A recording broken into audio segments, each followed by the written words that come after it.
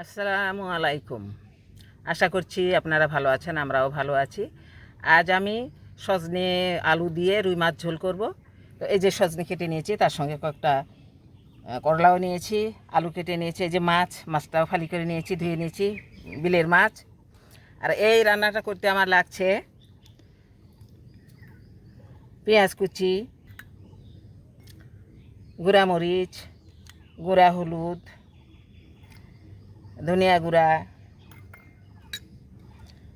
আদা বাটা, রসুন বাটা, জিরা বাটা, স্বাদ মতো লবণ।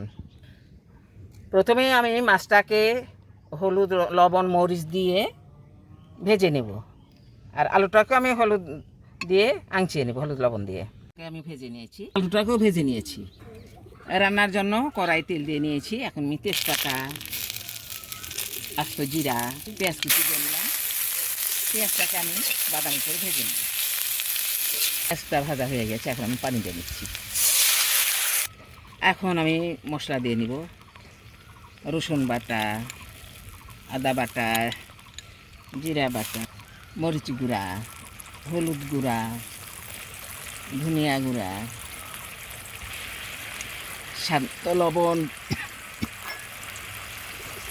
মশলা আমার সব দেওয়া হয়ে গেছে। এখন আমি মশলাটাকে কষিয়ে নেব। আমার হয়ে গেছে, এখন আমি সাজনা আলু দিয়ে দিব। সাজনাটা দিয়ে নিলাম, এটা আলুটাও দিয়ে নিলাম। এখন আমি সাজনা আলুটাকে আবার মশলার মধ্যে কষিয়ে নেব।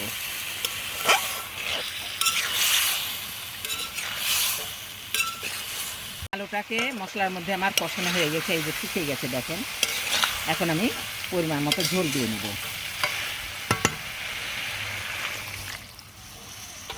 পরিমাণ মতো ঝোল দিয়ে নিই। আমি ঝোলটা বেশি দিলাম, সজনা শক্ত না, ওই জন্য ঝোল দিয়ে নিলাম, যাতে সজনাটা সিদ্ধ হয় এবং খাওয়ার জন্য ঝোলটা অবশিষ্ট থাকে।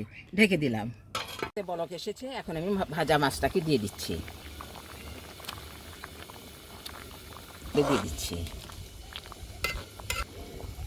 এখন ঢেকে দিয়ে আরও কিছুক্ষণ রান্না করব। এই যে তরকারিটা আমার হয়ে গেছে, এখন আমি নামিয়ে নেব। এই যে আমার রুই মাছ আলু সাজনার ঝোলটা হয়ে গেছে। আপনার ইচ্ছা করলে এভাবে রান্না করতে পারেন, ভালো লাগবে।